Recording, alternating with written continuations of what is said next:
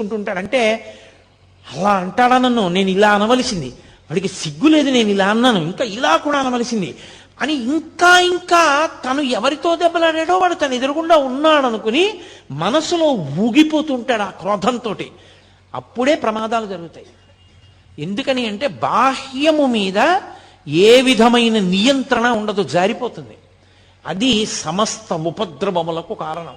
అందుకే తన కోపమే తన శత్రువు, తన శాంతమే తనకు రక్షదయ చుట్టంబౌ అని చిన్నతనంలో నేర్పుతారు.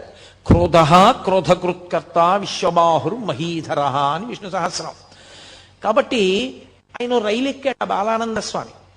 ఎవరో అక్కడ కొంతమంది పిల్లలు కూర్చుని ఉన్నారు. ఆ కోపంతో అహంకారము క్రోధము రెండూ ఒకదాంతో ఒకటి కలిశాయనుకోండి, ఇక మీరు వాడిని పట్టుకోలేరు. ఇక వాడు ఎవరి మాట వినడం. నేనింత వాణ్ణి అని కోపం వచ్చిందనుకోండి, ఆ